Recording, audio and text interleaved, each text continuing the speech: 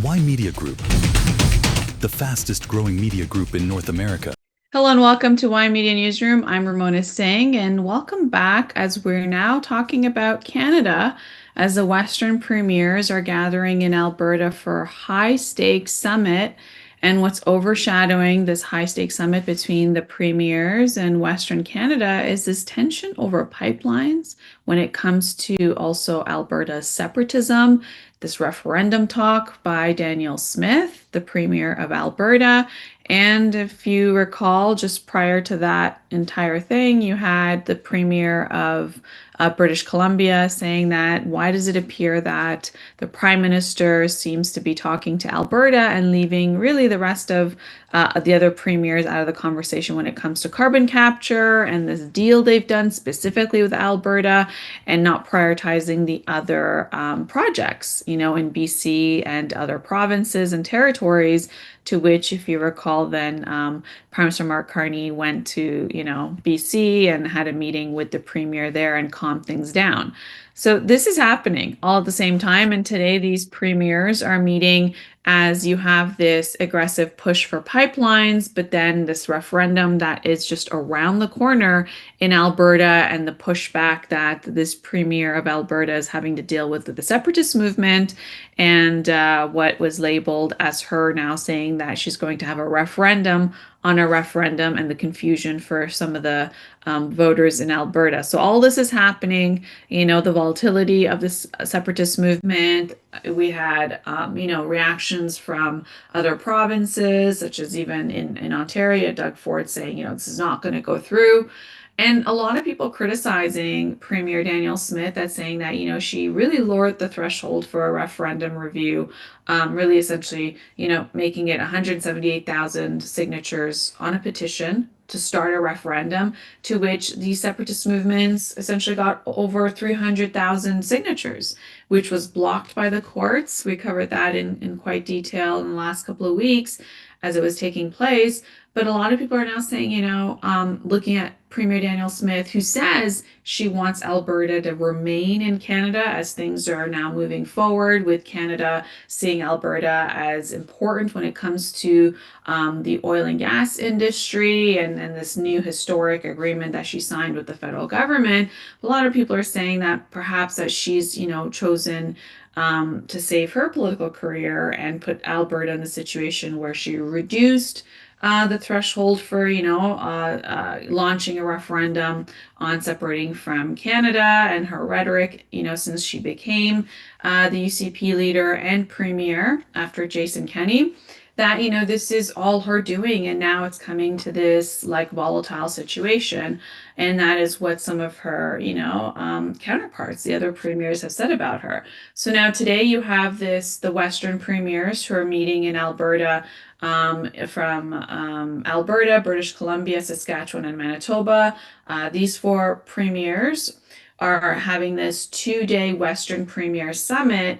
And meanwhile, the tension is high when it comes to the pipeline disputes, right? Because BC has to essentially support it.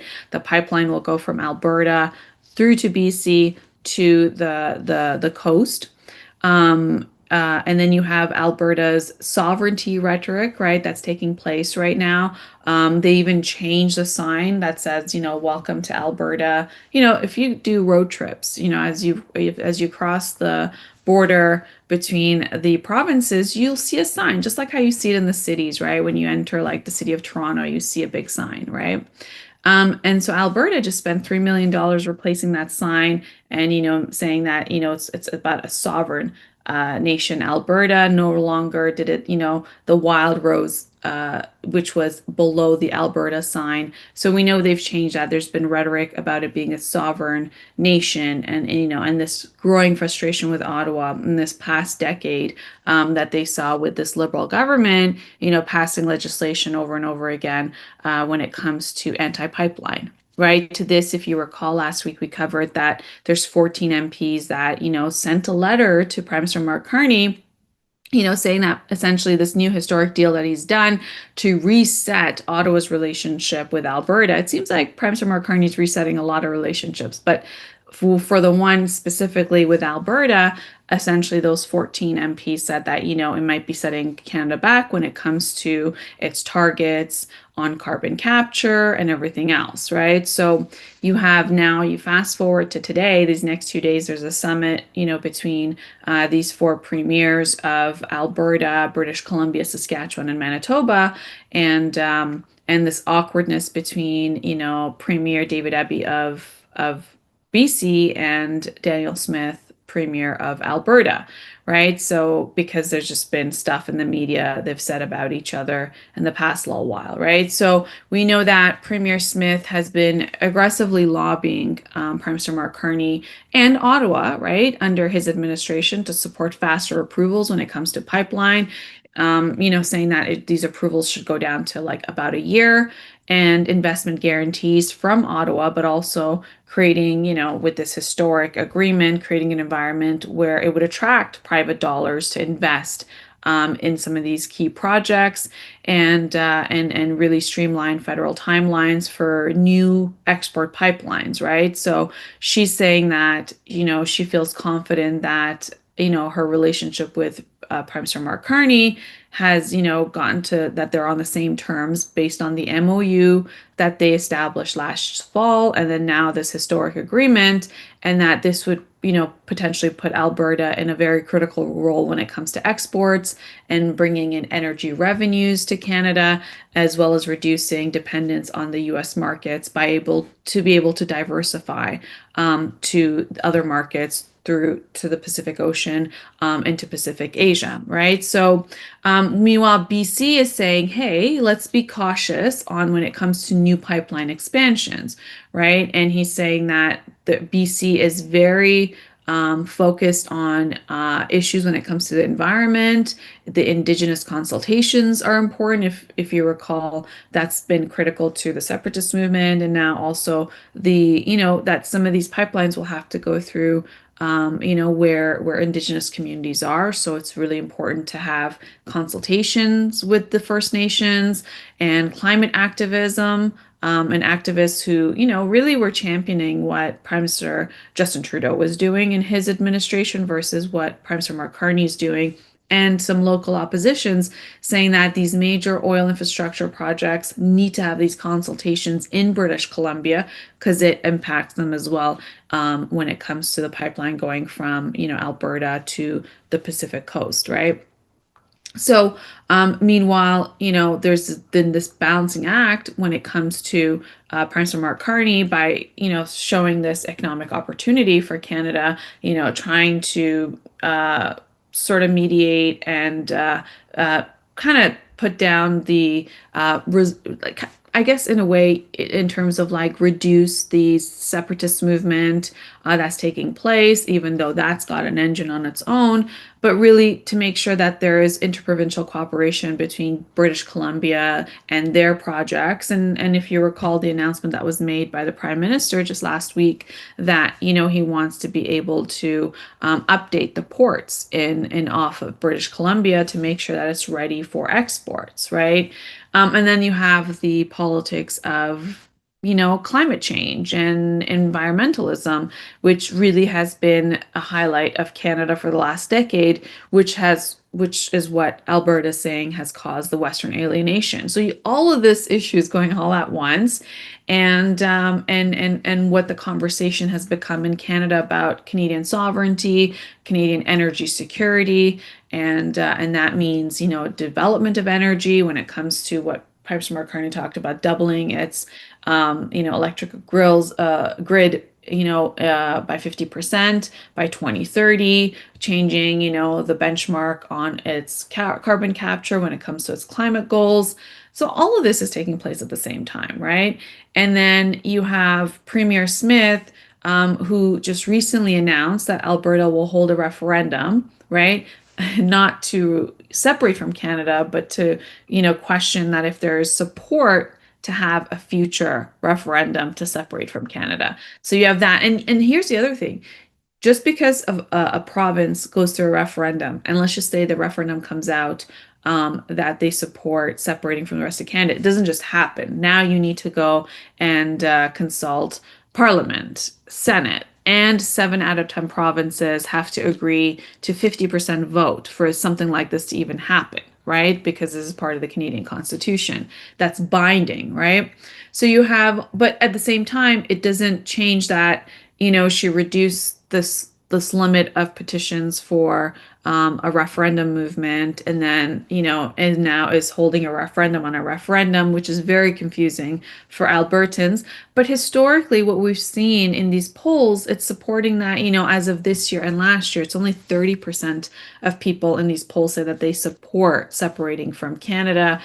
Still an overwhelming majority, 64% plus, say that they want to stay in Canada. And this is a time where where Premier Smith is saying that, we need for Alberta to have investment dollars, it needs to appear like it's a stable place to invest, right? Corporations coming in the oil and gas industry to invest in Canada when it comes to projects and pipelines, well, they can't assume that we're going to have and see that we're going to have political turmoil and we're looking at a separatist movement, and then put in their private dollars into Alberta. So she's really saying, this is a time where the rest of Canada, and more specifically Ottawa, is acknowledging that we must increase our energy exports. So, let's get through this time because things are changing for us, right?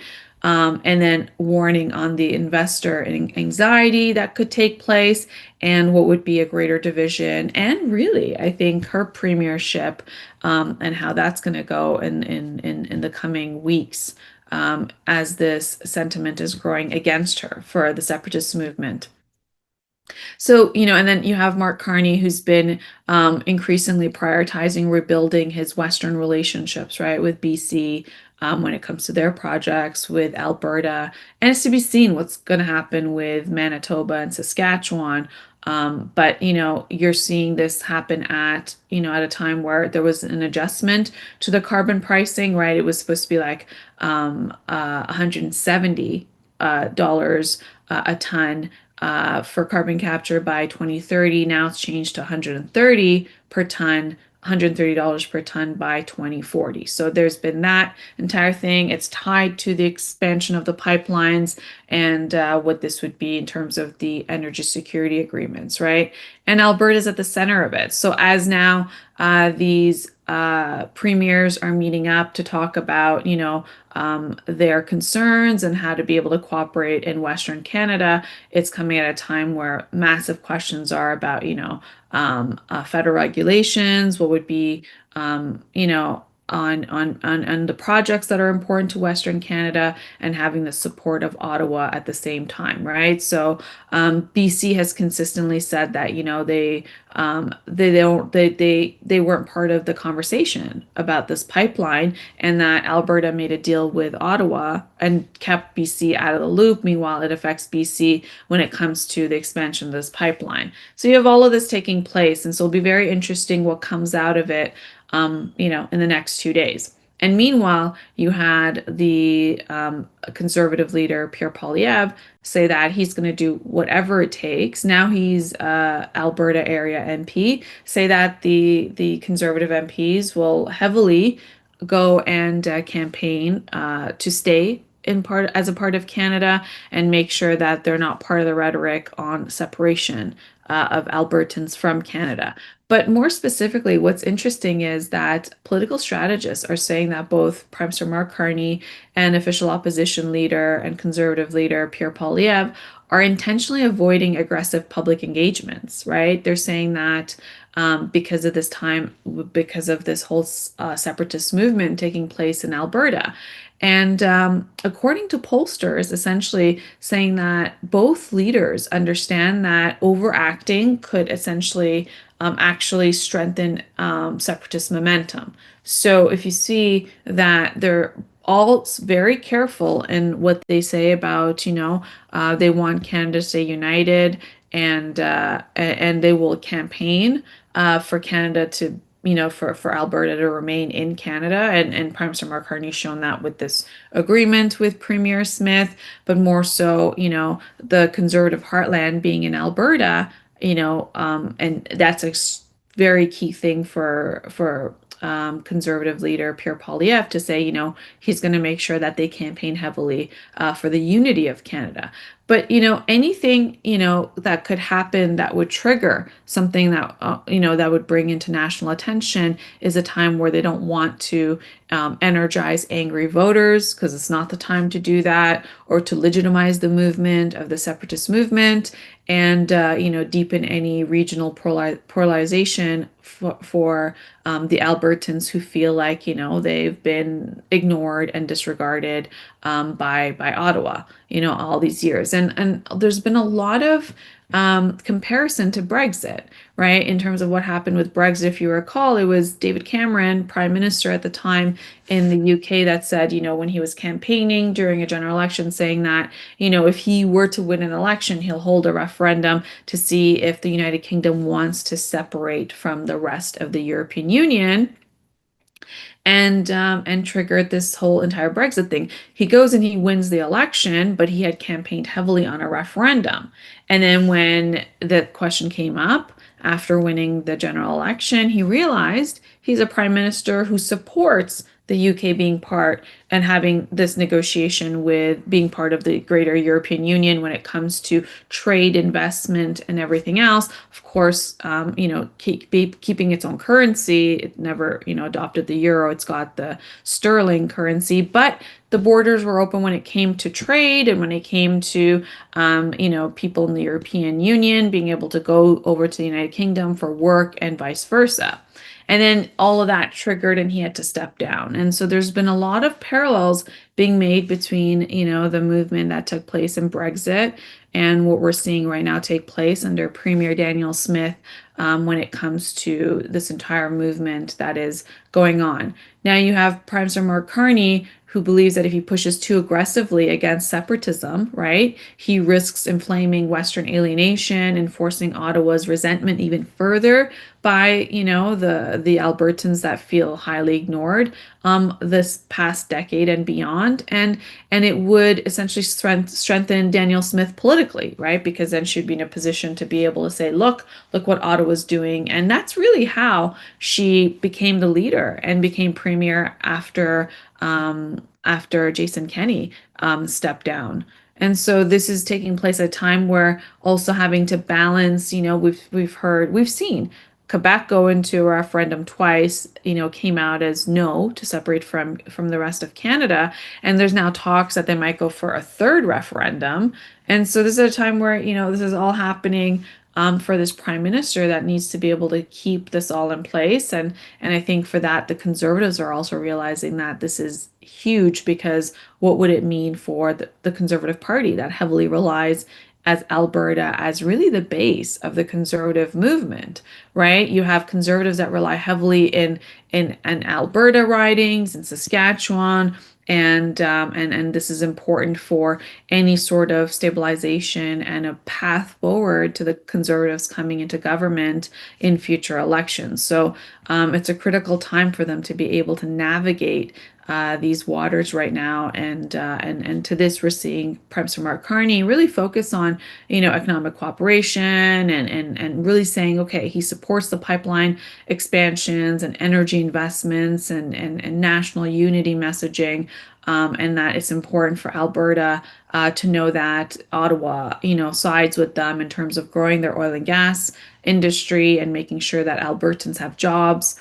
And so that's been a big part of what's taking place at a time where, we still have this conflict with US and Iran, which has created economic uncertainty when it comes to the markets and when it comes to, inflation and cost of living that is going through the roof. So a very critical time as we're watching all this take place, and to see how they're navigating, this new prime minister's navigating, a liberal government essentially, and trying to reset its image and relationship with Albertans, rolling back a lot of Trudeau era climate policies, and trying to restart these conversations that are taking place right now. So, what does it mean for Canada in the short term? It's hard times right now, right? With us not knowing what's going to happen with our biggest trading partner, the United States, what that means for the future of Canada in terms of its exports, its industries, affordability measures,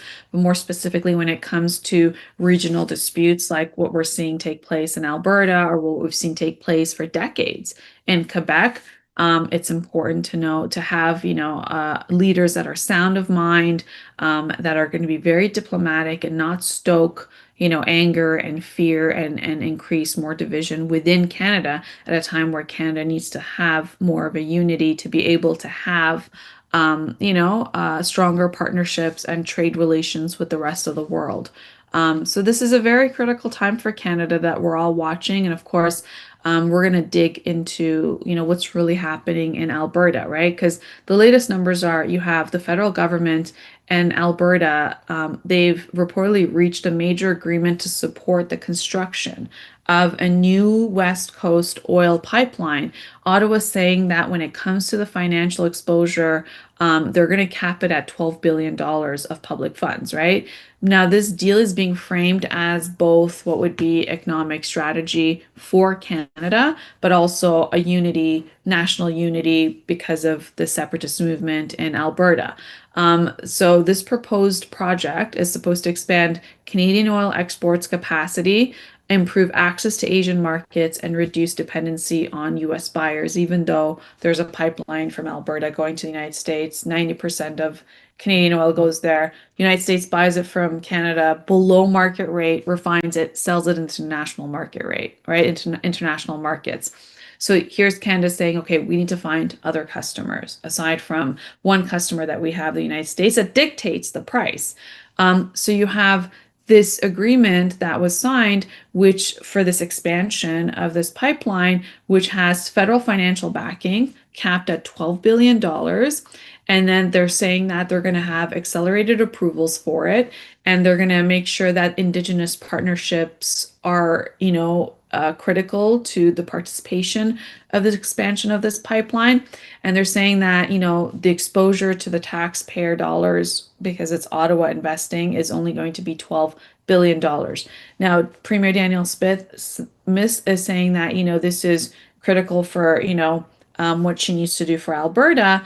But when you look at this thing that's taking place, you have, this proposed expansion of the pipeline capacity is roughly 1 million barrels per day, right? So that is pretty huge. That'll be 1 million barrels additional per day, that will go out to the international markets that will help diversify away from the United States pure dependence on it.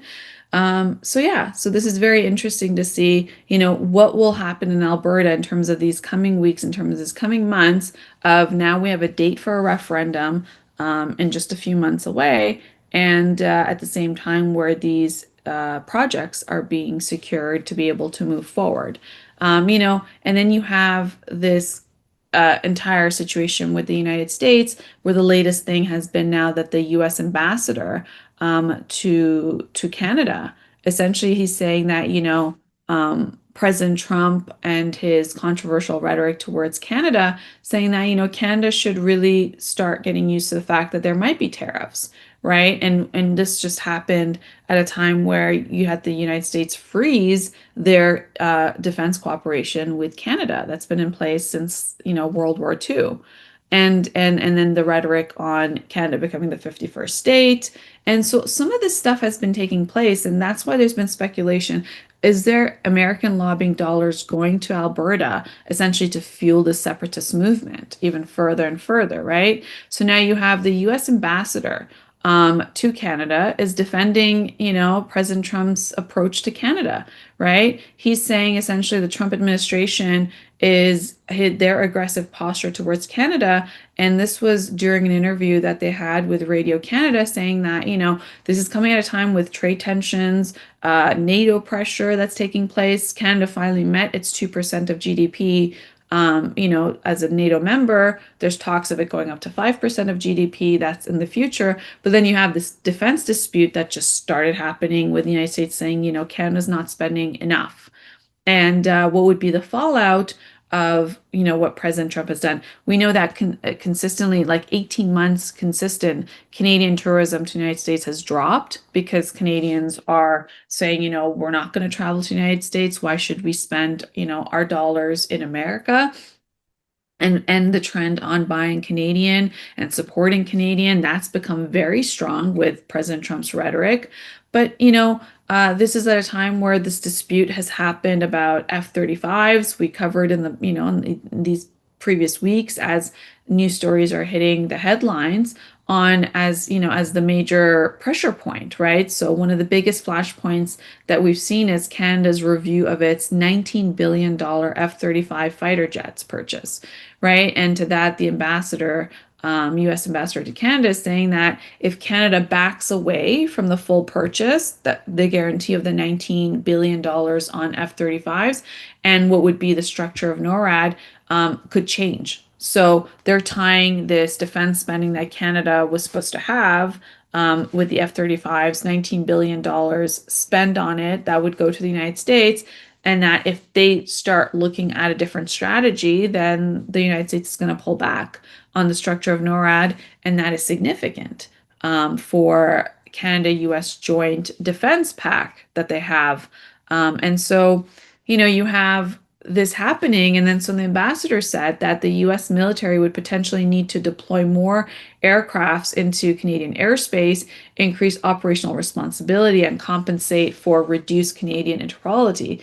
And his interview with Radio Canada was not walking back on anything President Trump has said. If anything, it was to put more pressure on Canada and really show, that there has been, a mistrust taking place between the two countries. Now, how do you reset that? We've seen this prime minister reset a lot of relationships, right? With China, with India sending its largest delegation of business leaders to Canada for these next 2 days. We've seen this prime minister try to reset its relationships with Alberta, which then British Columbia got upset about because of the rollback on the climate policies, and then him trying to, reassure British Columbia. So we've seen this prime minister reset a lot of relationships.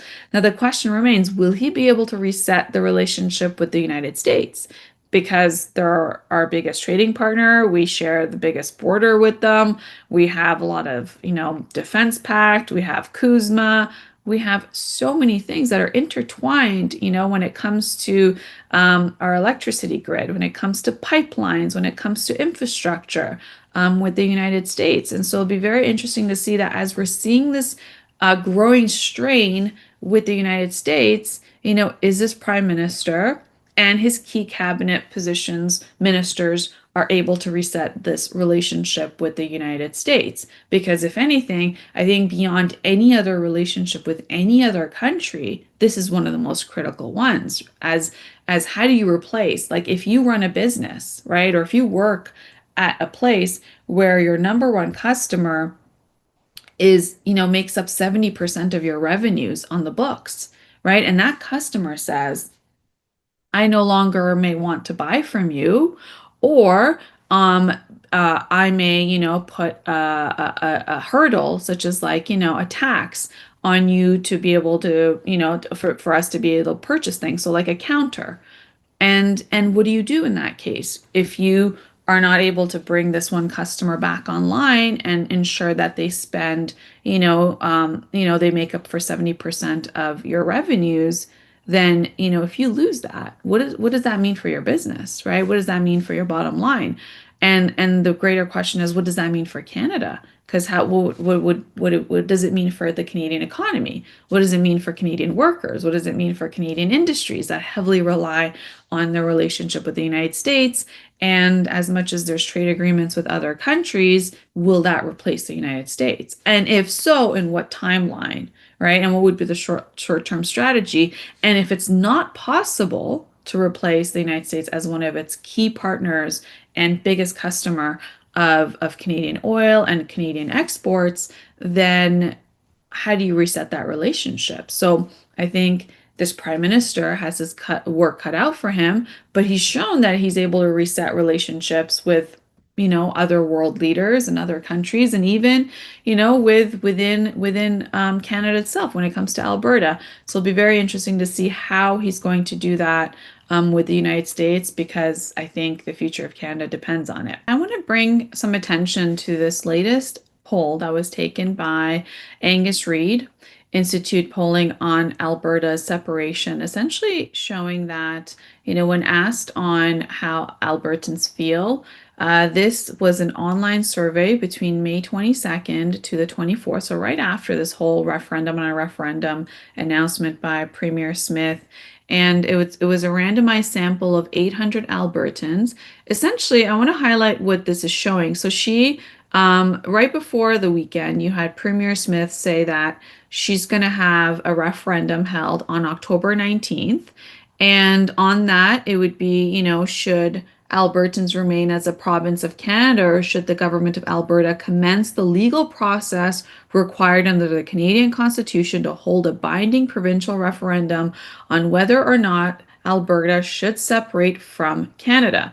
Is the question that's going to be on the referendum, which sounds very confusing because when the petitions were signed, over 300,000 petitions were signed, the question was simply, should Alberta separate from Canada?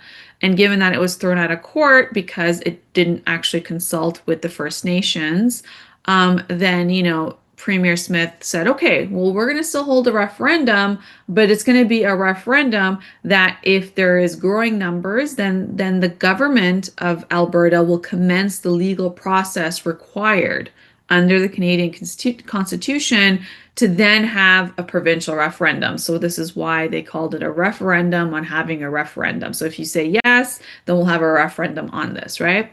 So what happened, right? So then there was this poll by Angus Reid across Albertans, and essentially showing that 60% would vote no, right? They would vote no on it. That means that they want, that they would they want Alberta to stay in Canada. So that's the first one that you see. The total is 60% means Alberta should stay in Canada. And then the yes is 35%, meaning yes, start the process of what it would take for Alberta to separate from Canada. Then you have, on top of that, when it comes to city by city within Alberta, in Calgary, you have 58% said no and 35% said yes. In Edmonton, it was the most no's, meaning that they support federalism. It's a federalist city, meaning they support one Canada, right? Canada unity. And so Edmonton 73% said no, they want Alberta to stay in Canada, and 22% said yes, Canada, we should begin the separation process. And then you can see the not sures are very little, right? You got 7%, you got 9%, you got less than 7%. So that means Albertans are very decisive. They know how they feel about this issue. Other Albertans, well, 48% said no, 48% said yes. But then you have, the big cities such as Calgary and Edmonton that, show the the provincial average of 60% saying Alberta should stay in Canada, and 35% saying no, the process should begin. Now, what's interesting is you have more males that say that Alberta should stay in Canada. You have 56% of males say Alberta stays in Canada versus 39% saying, the process should begin. And when you compare the males to females, 56% of males say Alberta should stay in Canada, whereas 64% of females say Alberta should stay in Canada. So it's very interesting where you have more females, supporting to stay in Canada versus males, right? You see that big difference there. And when it comes to age groups, ages from 18 to 34, 64% say stay in Canada.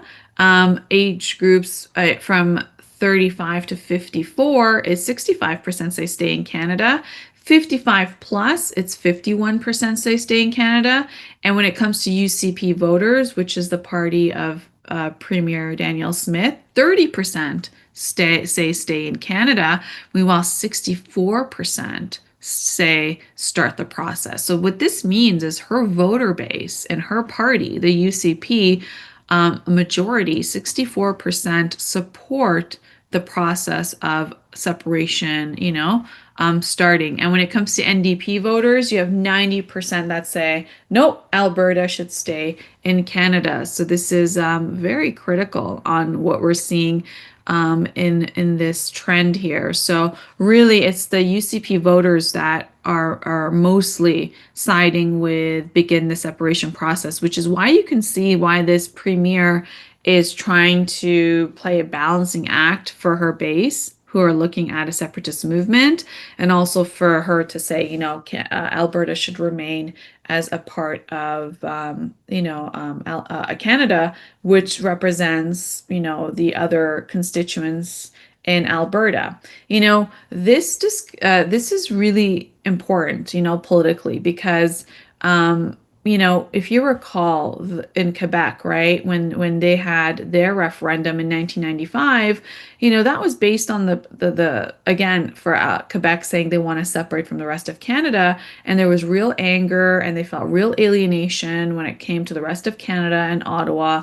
And we're seeing this kind of take place with the Western provinces. So it's very critical time for how the federal government is going to navigate this, how the Conservative Party is going to navigate this, and how Danielle Smith herself is going to navigate this time, in her own province, where more of her, people in her party, which is the ruling party in Alberta, are saying yes. That's like, for to have that many UCP voters saying, 64% saying yes, begin the separation process is very critical. And when it comes to the NDP, you're seeing that no, like it's 90% are saying stay in Canada. Only 7% say let's start the process, and yeah, 3% say they're not sure. So Albertans know where they stand on this entire issue.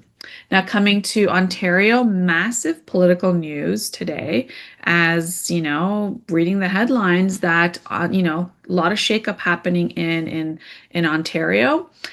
And you have senior cabinet minister Caroline Mulroney. She announced that she's going to resign from the Premier Ford cabinet and step down as MPP next month. Next month is a week away. So this is a massive announcement from MPP Caroline Mulroney, Minister Caroline Mulroney, Honorable Caroline Mulroney, who's saying that she's going to leave Ontario politics, right? She has been one of the highest profile figures in Ontario politics, given that she's daughter of former Prime Minister Brian Mulroney. If you recall, she did run for leadership against Doug Ford in 2018. And she's been a part of the Ford government since 2018, winning the election. And so now this is big news that she's announcing that she's leaving. And now the major question is, what triggered this? Like, what's really behind her sudden and abrupt announcement to say, it's one thing when you're nearing an election cycle to say, I'm not going to seek re-election. It's another thing to just, Monday headline to say, one of the key figures in the Ford administration saying they're leaving cabinet and they're stepping down as MPP, leaving Ontario politics completely in just, next month, which is a week away, right? So what does that mean for the renewed leadership in Ontario? We know that, the latest numbers, when it comes to polling numbers, it's quite strange that the Liberals were first doing better than the PCs in Ontario, given that the Liberals don't have a leader in place. And then now the latest poll numbers are that they're tied, that the PCs are tied with the Ontario Liberals, which explains a lot of what's been happening with the Liberal Party, Ontario Liberal Party, which we'll get into right after. So now Caroline Maroney has served as the Attorney General, as Transportation Minister, as Francophone Affairs Minister, and the President of the Treasury Board, right? So she's been Ford's, one of the key cabinet ministers, very high profile, going into Ontario politics, given, her background and her family name and the recognition of such. She's got her connections with the federal conservatives. She's got her Bay Street credibility, and so far, she's been that moderate conservative branding, right, in Ford's government. And this is a time where her resignation's coming, bringing attention around what's taking place and what Ontarians are feeling with Ford's government, right? You have rising affordability pressures that are continuously taking place. You have the decline of Premier Ford's approval numbers as per the latest polls that are showing that the Liberals are tying them, and the Liberals don't even have a leader. So that's really telling signs that if a leader were to come in for the Ontario Liberals, could that only increase their exposure? And usually, when a government's been around for this, now you're looking at 8 to 10 year mark, usually people, voters start getting tired of that government and like looking to change. And so could this be part of, where the maturity of the Ford government has gotten to at this critical time? And really, what's behind this resignation, this abrupt resignation by Caroline Maroney? Does she want to distance herself from the Ford government because she hopes to run federally? She didn't really give a reason. Usually when you have politicians leaving their position, they usually say, oh, it's family concerns. They say, oh, I got to spend more time with my family, and I've spent my time in politics, and then they kind of step back from the light. Meanwhile, she hasn't said any of those things are the reason. It's not family. And so what is it? What's behind this abrupt resignation? Is it to run federally? Well, we just had a federal election last year, so we're not up for an election anytime soon. Is it because of the polling numbers for Pierre Poilievre compared to Prime Minister Mark Carney not looking so good, after 4 MP exits from the Conservative Party, and, the poll numbers not looking better for Pierre Poilievre's brand? Could it be because she is aware through her federal connections that there might be some change in leadership that might start a leadership election in the Conservative Party, and she's trying to position herself to be ready for that and wants to distance herself from anything that's happening with the PCs, with what the polls are showing on how Ontarians feel about this PC government. I mean, anything. I'm just speculating. Obviously, none of this has happened. It's just trying to speculate on, what is behind this massive news and what does it mean for the future of Caroline Maroney? Is she really done with politics, or does she have her eyes set on federal politics? And we know when it comes to politics, it's all about timing, because when she entered provincial politics, if you recall, her father, Brian Mulroney, at the time, he campaigned for her as well, and she was running for leadership at that time. That was after Patrick Brown stepped down as the PC leader, and it triggered, a PC leadership election. And if you go back to like that time in 2018, and end of 2017, well, it wasn't a good time for anybody who wanted to run, federally for the Conservatives to be able to get into government, right? And at that time, it was a good time to get into provincial politics if you were a Conservative, because back then it was Kathleen Wynne, her poll numbers were coming down. It was Liberals in power in Ontario after 15 years and many scandals, and it looked like, with all the by-elections and the momentum in PC memberships and donation dollars, that it looked pretty good that the PCs would come into government. So was it very strategic for her to decide to get into politics at a time where Ontario politics looked like it was going conservative and there was no hope in federal Conservatives coming into power after Stephen Harper's loss in 2015, and this was just 2017.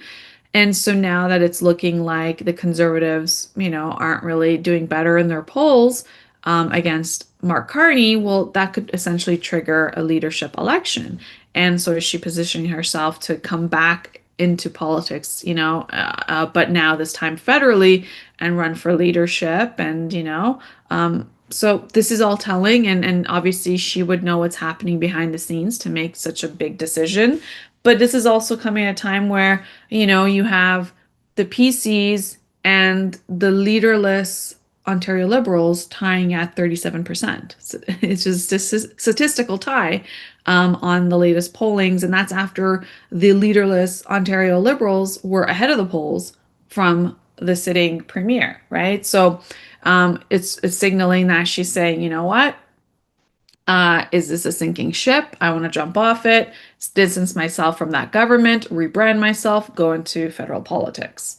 And if it is, then she's taking all the right moves and all the right steps to be able to do that, right? Because she hasn't said that she's completely done with politics, which is what we're looking to see. But under her time, which she can say if she's running for a leadership role, she could essentially say, hey, look, under my time in Ontario politics, I contributed to transportation infrastructure, the GO expansion, transit planning, legal policy and modernization.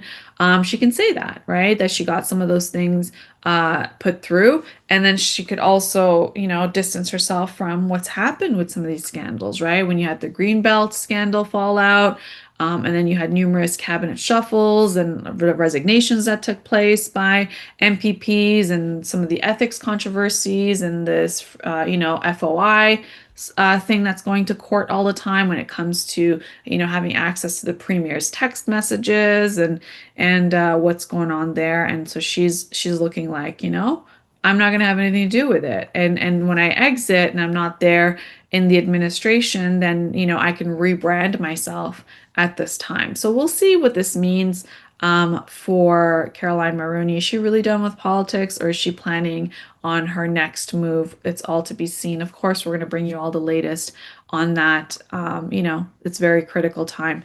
And another thing where you have, growing rumors of who's going to come into Ontario leadership Ontario leadership politics when it comes to the Liberal Party. You have the latest announcement by Nate Erskine-Smith, who was trying to get, his position and win the nomination for Scarborough Southwest. Essentially, he lost by 19 votes. And he said, he triggered an appeal on it, saying, there were some discrepancies around the voting process. The nomination was on May 9th, and he lost to a gentleman called Hafiz, who's a business owner and who's been in Scarborough Southwest. If you know that this Liberal MP who said he's going to step down, Nate Erskine-Smith, he is from Beaches, York, and he was just moving up to a different riding to get into Ontario politics and really positioning himself to be in the Ontario Parliament, to be able to at Queen's Park, then to position himself to run for leadership. Now it looks a little bit hard to run for leadership after not winning his nomination with 19 votes lost, but he was trying to redeem it by appealing for that position, essentially saying that the controversy around the nomination that took place earlier this month was, he said that there was irregular voting procedures, there was questionable ID verification for Liberal members who came to vote, and saying that there was a discrepancy when it came to recorded voters and ballots cast, saying that, this doesn't make sense. And I lost by 19 votes, and there's 34 ballots that there was discrepancy around as a central issue. And if you were to fix this issue around the 34 ballots, then, there's a chance that he would have, won and became the candidate. So now the board of the Ontario Liberal Party has struck down his appeal, saying that, there's no merit in it. So that sets him back. He will not be the candidate, as he's not been able to appeal that nomination process. But also it raises question around, what is he going to do? He said he's going to step down as an MP for the federal Liberals. So will he still run for leadership? That's to be seen. But it's looking more interesting that the Liberals, Ontario Liberals, are seeing, If the polls are saying we're doing better than Premier Ford when we don't have a Liberal, or we're tied at 37% in the polls with them, then, having a leader in place that could, be able to bring the party and to be able to attract more attention could essentially be that in the next, Ontario general election, they might have a better chance after losing three leaders in the last three elections. So a lot has been changing. But for this fight specifically, it shows that they believe that there's a momentum growing in Ontario for possibly the Ontario Liberals. That's to be seen. And of course, I'm going to bring you all those details with every day as we see the headlines. And I try to explain on what's happening behind the headlines. That's all the time we have today on Ymedia Newsroom. I'm Ramona Singh. Until tomorrow, take care and be well.